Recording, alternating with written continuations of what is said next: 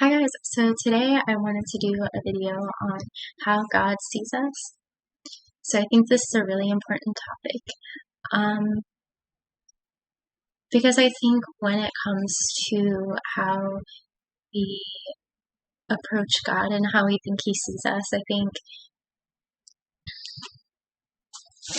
it's really important to have an accurate view of that and who we are through His eyes. So I really wanted to do a video on this topic, and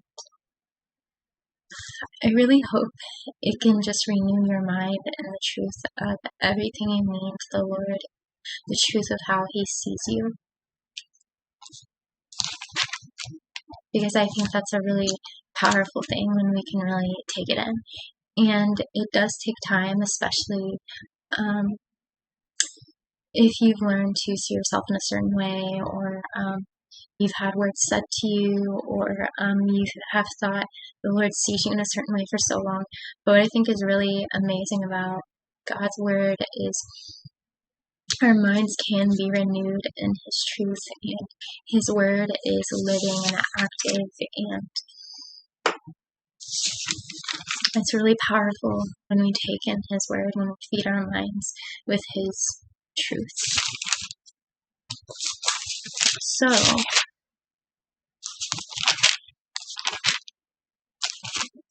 and something else I really love when it comes to God's Word is what He says is unchanging. So the way He sees us, that is the truth of who we are. Not the words you've heard, not the way you've maybe learned to see yourself in a negative way or a critical way, not the thoughts that run through your mind, not how you feel like the Lord sees you, but what His truth is, what He says. That is completely unchanging. It's completely unchanging. No matter how we feel, no matter the thoughts running through our mind, that is the truth of who we are. The truth of the one who has created us. And if we look in God's Word, there's actually some really amazing things in His Word that a lot of times I'm always surprised what a vast contrast they are to the way I've learned to see myself. And as I mentioned, it's just so powerful to take that in and really grasp that and take that in, and for our minds to be renewed in that truth of how He sees us.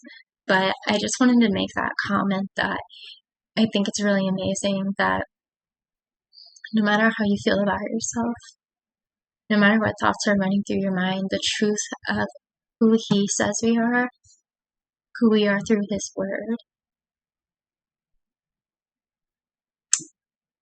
that is the truth of who.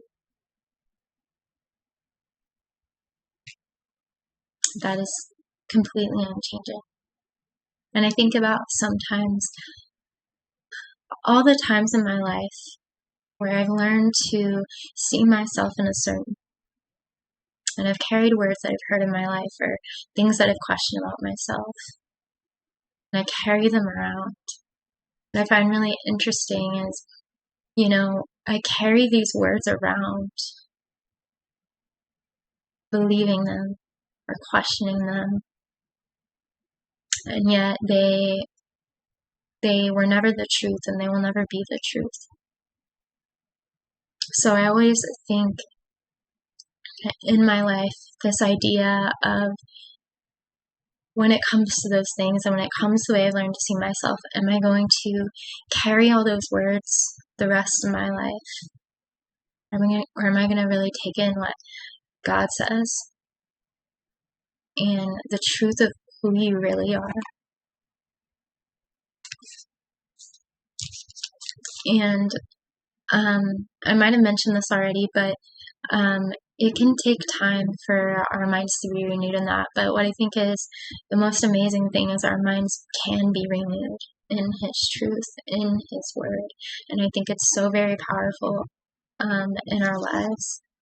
And I always say nothing can stand against God's truth. No lie. His truth is more powerful than anything. So my prayer is that as we hear His word, as we look over these verses and we really take them in, my prayer is that we would really be able to be reminded of who we really are, to be reminded how God sees us, how God sees us through His light, and that we would take in these words, we would believe them, that they would change our views and our perspectives of ourselves, that they would illuminate any lies that we have believed or any words we've been told that we've been carrying around. And that God would just meet us here as He reminds us of His love for us and everything we need to Him.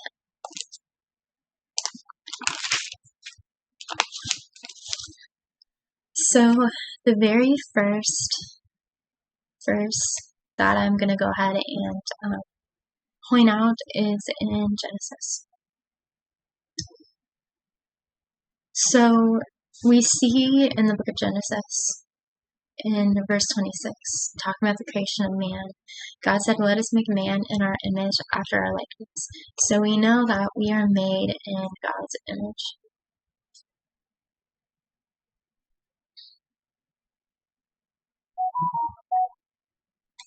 And then verse 27, it says, "So God created man in His own image.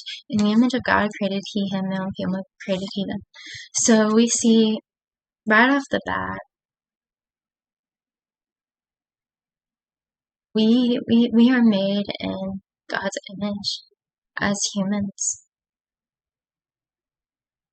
You are made in His image. If you learn to have a low view of yourself or think that God looks down on you, humans were created in the Lord's image.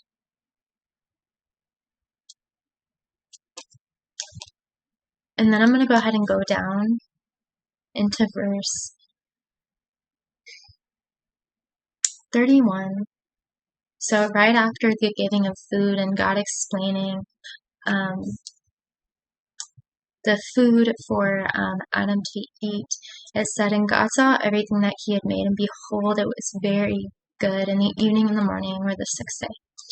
So I just want to point this out. So every other day, God says that it was good. But after God made human, the first human, He said it was very good. He called them very good. And what I find so interesting is God knew that Adam and Eve would disobey His command not to eat from the tree of the knowledge of good and evil. He knew that, right? Because God knows all things. But yet, God still calls them very good. And I want you to understand that the Lord looks at you.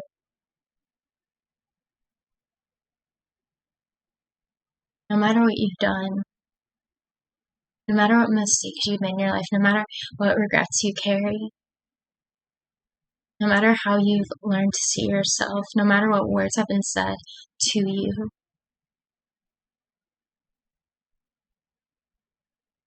He looks at you, He looks at us, and He says we're very good. Not because of our works, not because of our merits, not because of the life we live, but because He created us in His image. That He sees you as His very good creation. That He has made you in His image, and you are His child, you are His son or daughter.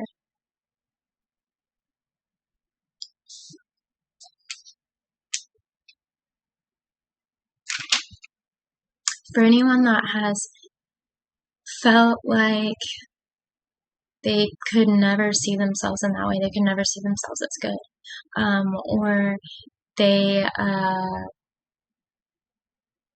you're carrying around regrets from things you've done, or think the Lord is looking down on you in that way. I want you to be reminded that you are His good creation, not because of the things you do right, but because you're His child, the one He has created. And I want us to take hold of that and take that in.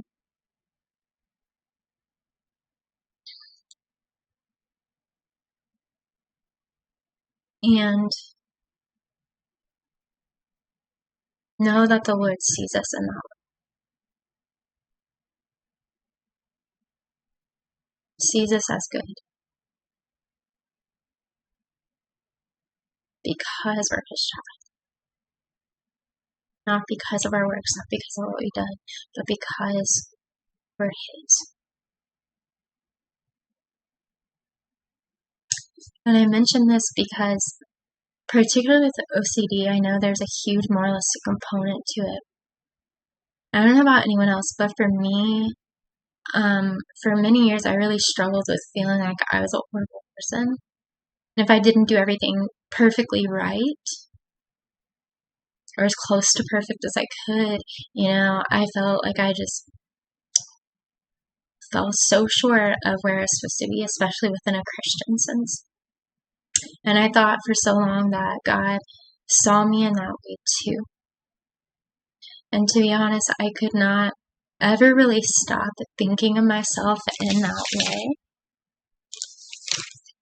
till I came across this verse one day, and I was really taking it in and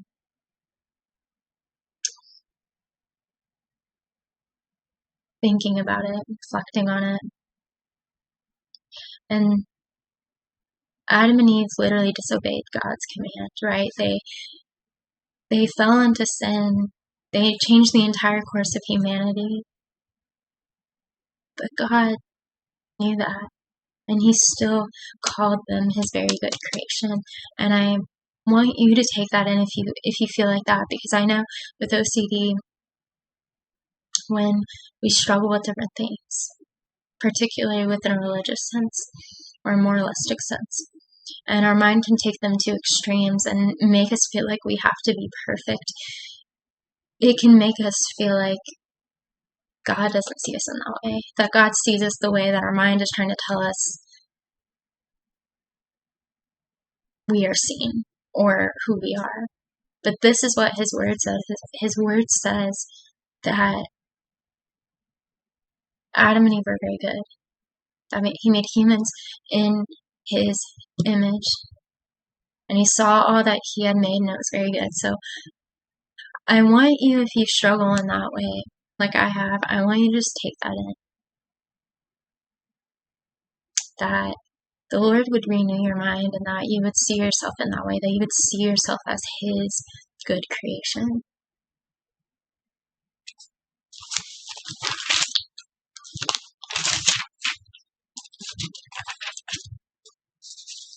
The next verse I'm going to go to is in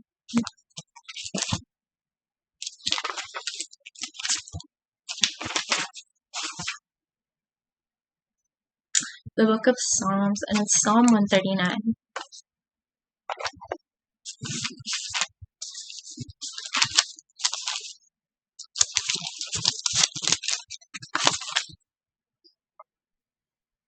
So I'm going to read part of this, and I want us to just take it in. So, O Lord, Thou hast searched me and known me. So, the Lord has searched us. He knows us. The Lord has searched you, and He knows you. Thou knowest my downsitting and mine uprising. Thou understandest my thought afar off. Thou compassest my path and my lying down, and art acquainted with all my ways. For there is not a word in my tongue, but lo, O Lord, thou knowest it altogether. So he knows us. He knows all our ways. He understands our thoughts. He knows our every thought. Every thought that you have, every thought that you think is wrong, every thought that you think is against God or offending God, if you have any blasphemous thoughts, the Lord knows your every thought. The very thoughts that you think God is mad at you about, that you are having that aren't in your control, that are just coming into your mind, He knows every single thought that you have. He's acquainted with all our ways even like apart from the OCD. He knows us completely, for He knows every word on our tongue, every word before we even say it, every word we've ever spoken. Thou hast beset me behind and before, and laid thine hand upon me. Such knowledge is too wonderful for me. It is high, I cannot attain unto it. Whither shall I go from thy spirit, or whither shall I flee from thy presence? If I ascend up into heaven, thou art there. If I make my bed in hell, behold, thou art there. If I take the wings of the morning and dwell in the uttermost parts of the sea, even there shall thy hand lead me, and thy right hand shall hold me. Okay. So the Lord goes behind and before us. He has laid His hand upon us, upon our lives. Cannot flee from His presence, right? I always talk about the Lord's presence is eternal. His Spirit lives within us. There's not a place we can go where God will not be with us. And I love these next 3 verses. If I ascend up into heaven, behold, or if I ascend up into heaven, thou art there. If I make my bed in hell, behold, thou art there. Our minds try to make us feel like we have made our bed in hell, or we're going to go to hell for something that we've done, or God is going to punish us. This verse literally says, even if I make my bed in hell, behold, thou art there. Even if we feel like we have made our bed in hell, the Lord is there. But I want to also say, even when we feel like we have made our bed in hell, even if it's a thought or something we have done, whatever our mind is trying to convince us of, whatever the doubt pounding in our mind, whatever the fear pounding in our mind, that feels so intense and feels so real and feels so true.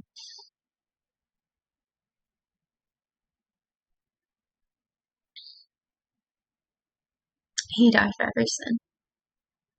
We have been imputed with His righteousness. We have been covered by His blood. We are held secure by Him. And I love those 2 words, held secure, that we are held secure in His eternal love. I'm going to go ahead and go to the next verses. If I take the wings of the morning and dwell in the uttermost parts of the sea.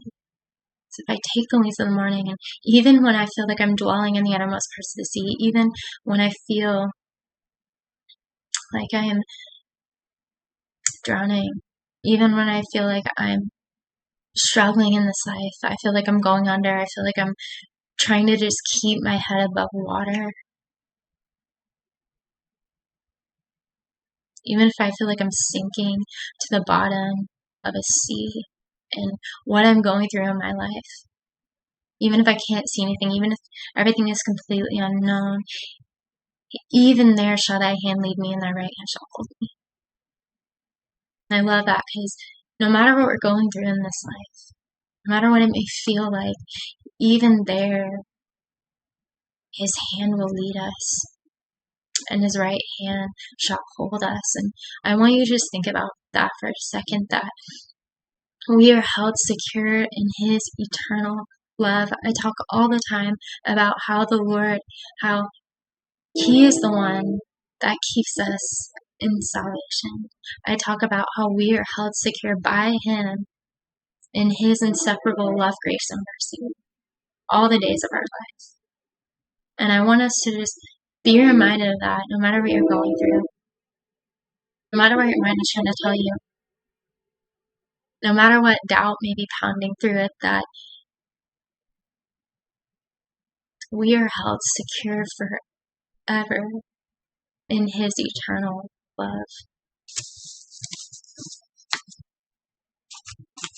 I'm going to skip a little bit to verse 14, so that I'll praise Thee, for I'm fearfully and wonderfully made. Marvelous are Thy works, and that my soul knoweth right well. So we've all probably heard that verse, but I want to go into it. For He calls us fearfully and wonderfully made. That you are fearfully and wonderfully made in every way you have been created.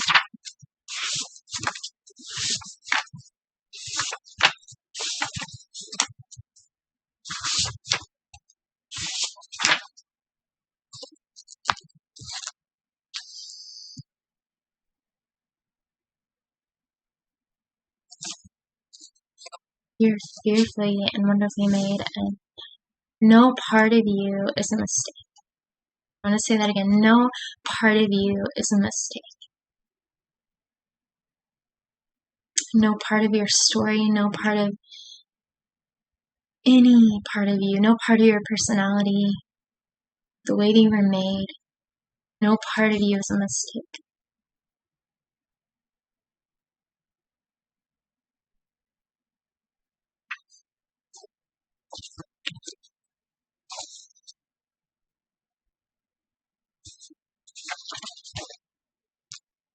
He calls you wonderful,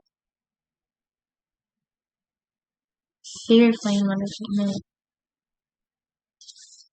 in every way. That every part of you is fearfully and wonderfully made. Every part, all the parts perhaps you have resisted and fought with and been at war with for so long, all the parts you have felt you need to keep hidden, all the parts you think couldn't be loved and accepted, all the parts of you that felt criticized and torn down, every single part of you. He says, you are fearfully and wonderfully made. That you are fearfully and wonderfully made in every way. No matter what mistakes you've made, no matter what has happened, no matter what you've been through, you're fearfully and wonderfully made in every single way. That is who you are.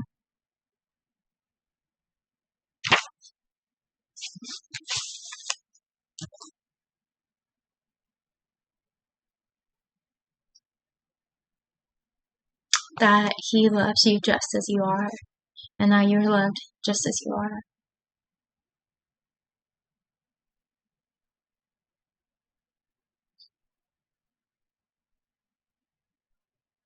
That there will never be another you in existence. That you're completely unique. God created you completely unique, not to be like anyone else.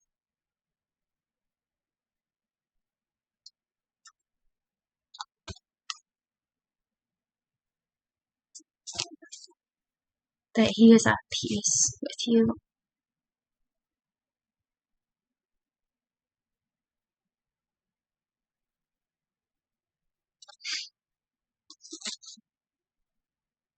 That He loves you. He loves who He has made.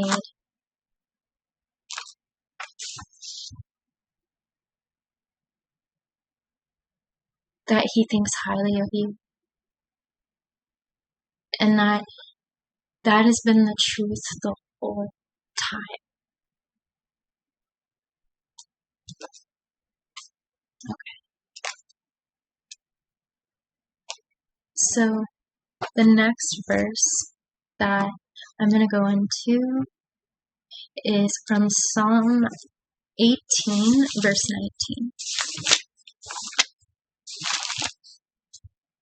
It says,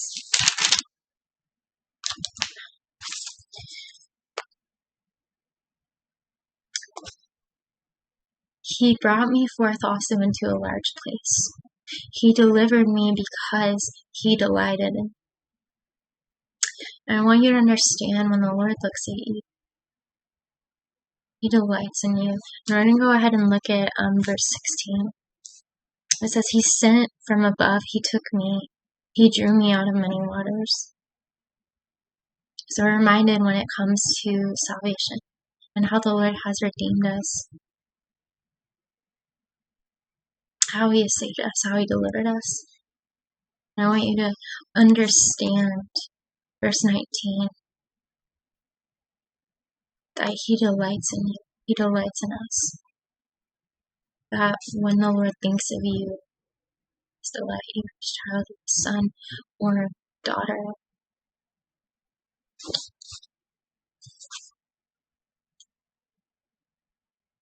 And from there, I'm going to go into Isaiah 43.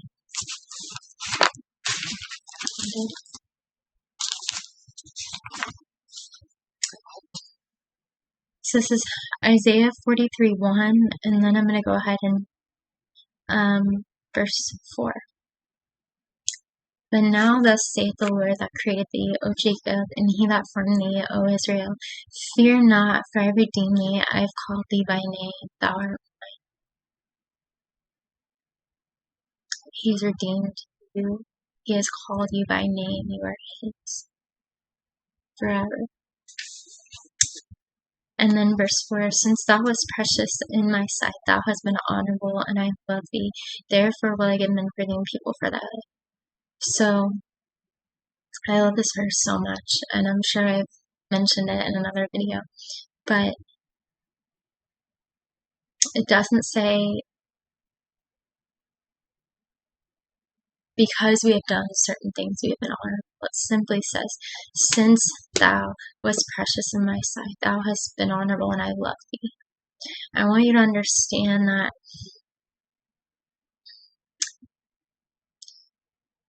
you are precious to God, that you are precious in His sight. We are precious in His sight. Because of that, we have been honorable, simply because we are precious to Him. And I want you to understand that you are so precious to the Lord that He sent His Son that gave His very life for you to redeem you.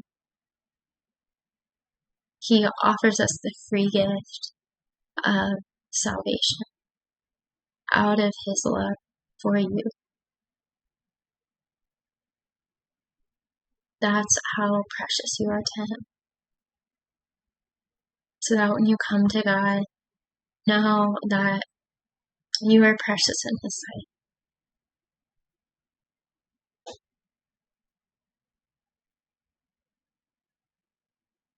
That we are not honorable because of what we have done, or our works, or our efforts, but because we're simply precious in His sight.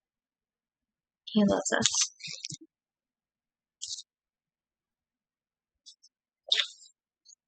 The next verse is in Isaiah, and it's Isaiah 40:11.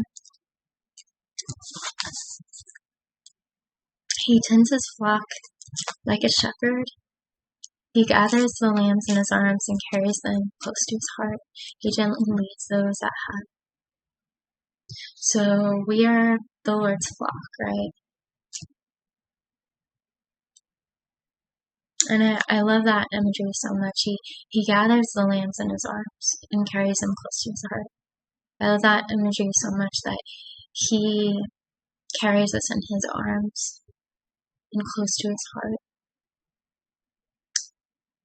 And then we have Isaiah 49:14-16.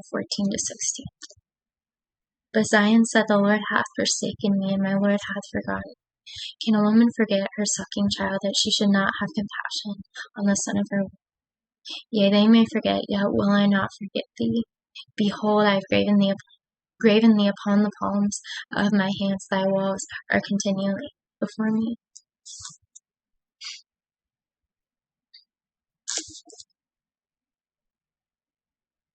And I want us to look at that. He has graven thee upon the palms of His hands. And we see that in him being nailed to the cross, that we were not forgotten, that we were not forsaken. When we were lost, when we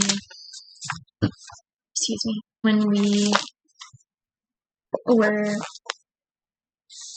in sin, we couldn't save ourselves. But he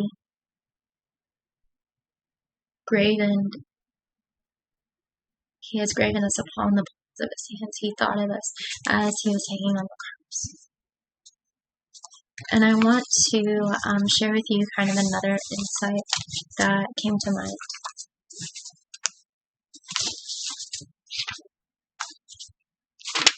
From the story of Jacob and Esau.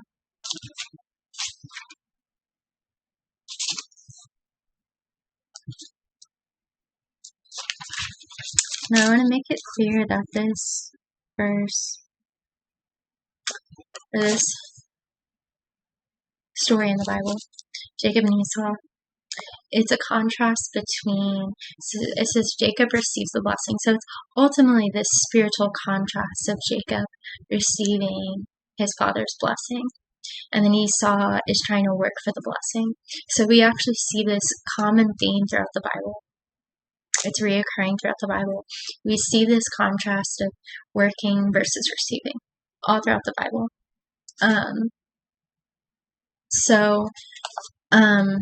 I just want to make that clear. That when we see these examples, we see this contrast between receiving the gift of eternal life, that all we can do is receive it, right? All we can do is put all our faith in Jesus. We cannot work for it. But we see this really interesting contrast. But ultimately, this story is talking about that. But I really wanted to share with you an insight that came to mind as I was reading it one day. So, here we go. So we see in this story, Jacob deceives Isaac, right? So I'm going to be reading from chapter 27, verse 18 to 22. Really, I'm going to read from till verse 38. Okay.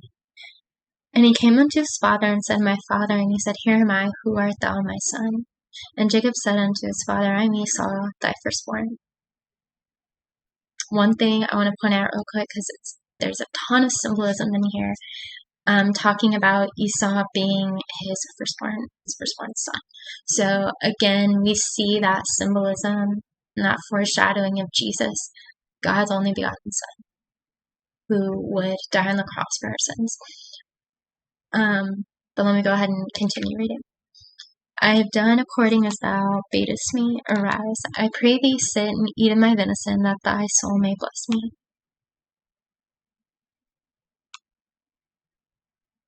And Isaac said unto his son, How is it that thou hast found it so quickly, my son? And he said, Because the Lord thy God brought it to me. And Isaac said unto Jacob, Come near, I pray thee, and that I may feel thee, my son, whether thou be my very son Esau or not. And Jacob went near unto Isaac his father, and he felt him, and said, The voice is Jacob's voice, but the hands are the hands of Esau. So I forgot to read the part where Rebecca and Jacob kind of get together. Rebecca has has Jacob to put on the skins of the kids of goats upon his hands and upon his neck, so he feels like his brother, because his brother is hairy. So I forgot to read that part, but if you don't know that story, that's what happens.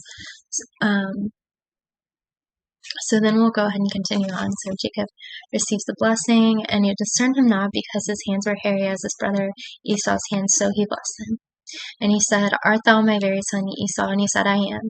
And he said, Bring it near to me, and I will eat of my son's venison, and my soul may bless thee. And he brought it near to him, and he did eat, and he brought him wine, and he drank. And his father said unto him, Come near now and kiss me, my son. And he came near and kissed him, and he smelled the smell of his raiment, and blessed him, and said, See, the smell of my son is as the smell of a field which the Lord hath blessed. Therefore God give thee the dew of heaven, and the fatness of the earth, and plenty of corn and wine. Let people serve thee, and nations bow down to thee. Be Lord over thy brethren, and let thy mother's sons bow down to thee. Cursed be every one that curseth thee, and blessed be he that blesseth thee. And then we see in the next collection of verses, Esau returns. And it came to pass, as soon as Isaac had made an end of blessing Jacob, and Jacob was yet scarce gone out from the presence of Isaac his father, that Esau his brother came in from his hunting. And he also had made savory meat, and brought it unto his father, and said unto his father, Let my father arise, and eat of his son's venison, that thy soul may bless me. And Isaac his father said unto him, Who art thou? And he said, I am thy son, thy firstborn Esau. And Isaac trembled very exceedingly, and said, Where is he that hath taken venison and brought it to me? And I have eaten of all before thou camest, and have blessed him. Yea, and he shall be blessed. And when Esau heard the words of his father, he cried with a great and exceeding bitter cry, and said unto his father, Bless me, even me also, O my father. And he said, Thy brother came with subtlety, and hath taken away thy blessing.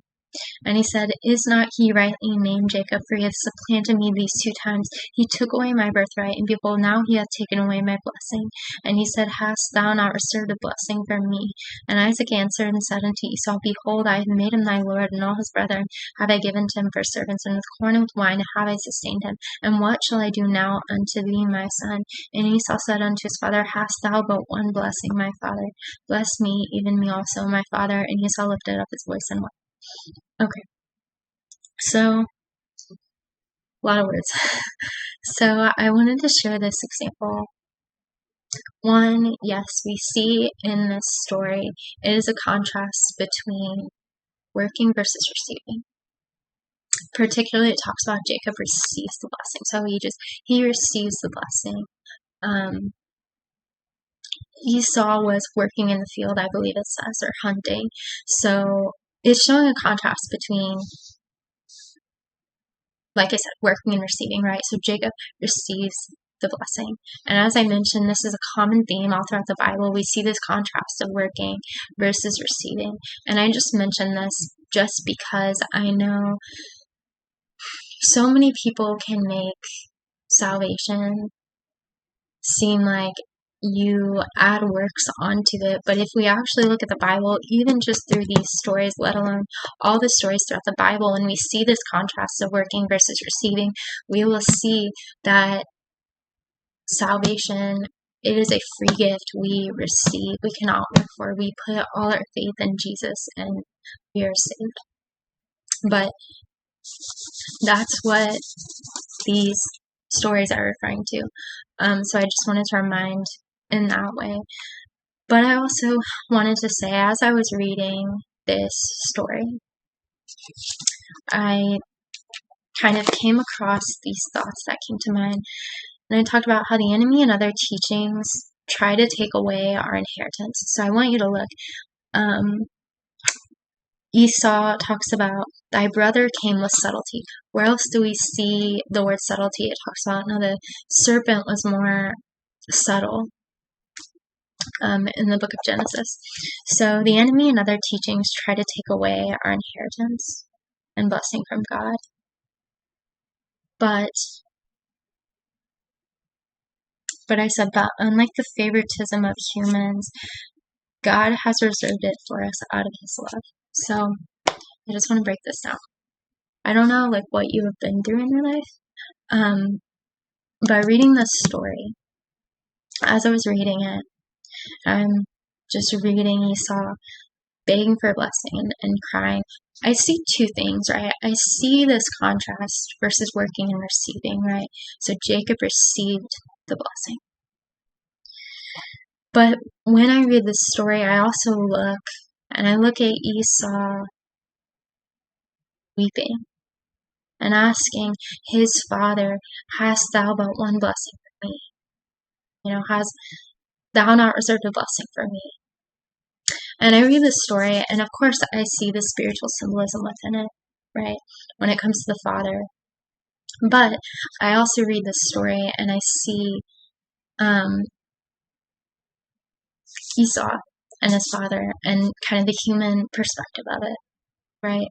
So I see his earthly father had just blessed Jacob, right? And we also see this favoritism in the story when it comes to Rebecca and Jacob, right? Jacob, it looked like, was the favorite of Rebecca, but it looks like Esau was the favorite of Isaac, right? Now, Jacob had tricked Esau.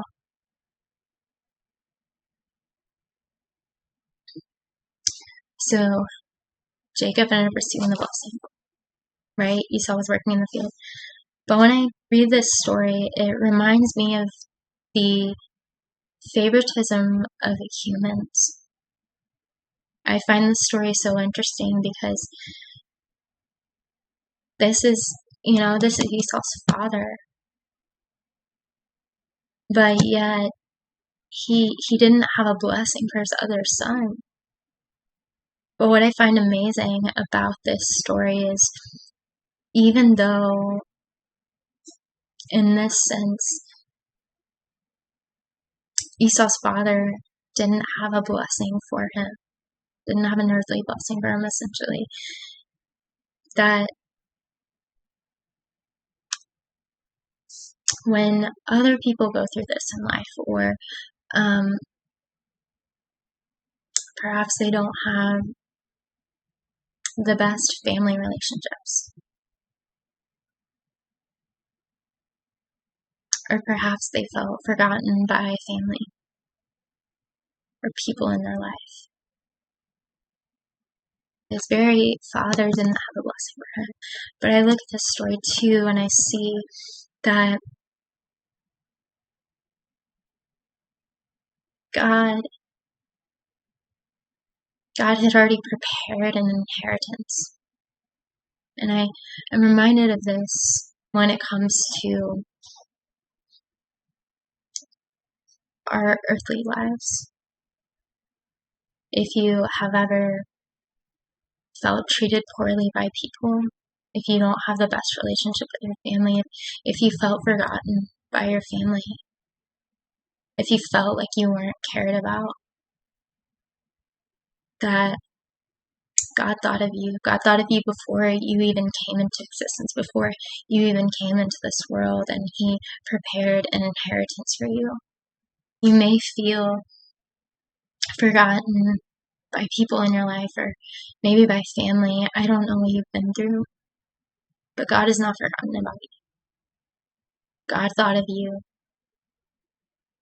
before you even came here into this world, and He prepared an inheritance for you.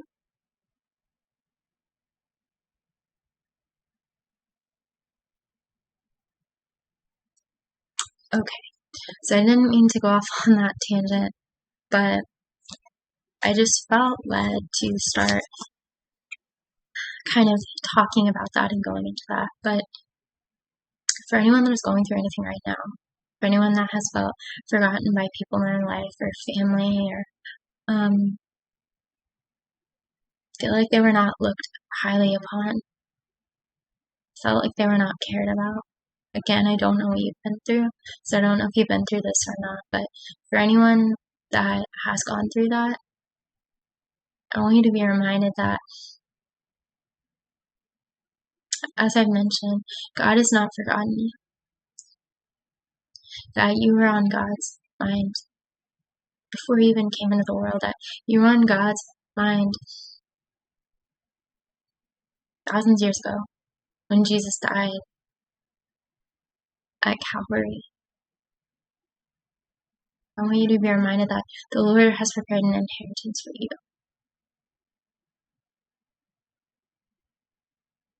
In heaven.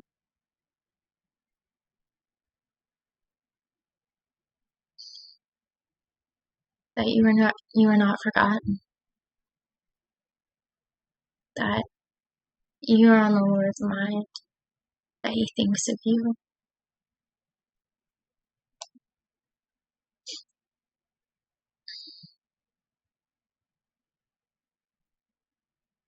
No matter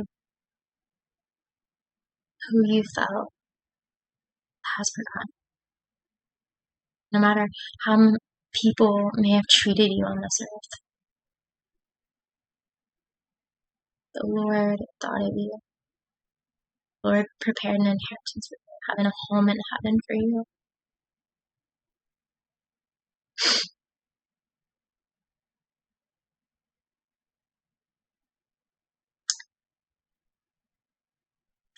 As I mentioned in that verse, humans may feel like they forget, but He has not forgotten. He's not forgotten us.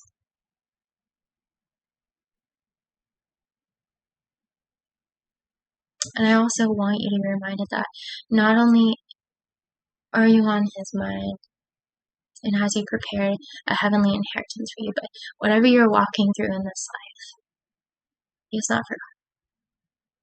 He will never forsake you. He is walking with you. He is leading and guiding you, carrying you.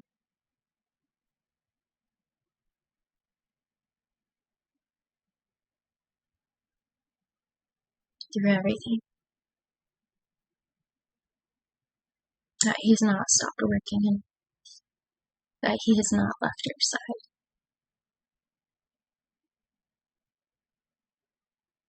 Okay, so the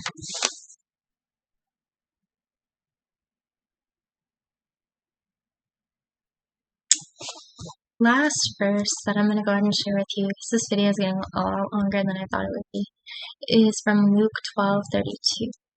And it says, "Fear not, little flock, for it is your Father's good pleasure to give you the kingdom."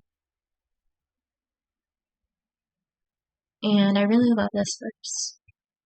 Because if you struggle with OCD or even don't struggle with OCD, sometimes when it comes to the idea of eternity, there can be a lot of fear that can come up.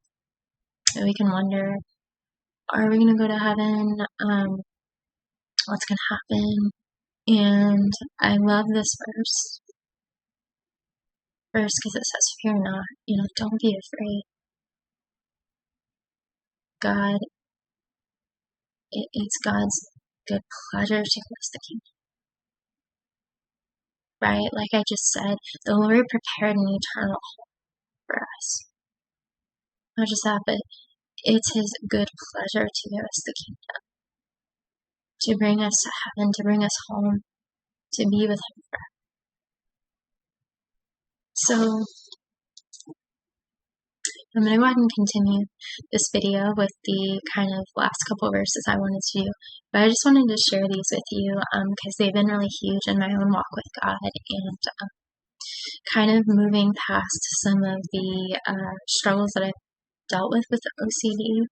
And I hope you are doing okay and I hope you have a good day. God bless you.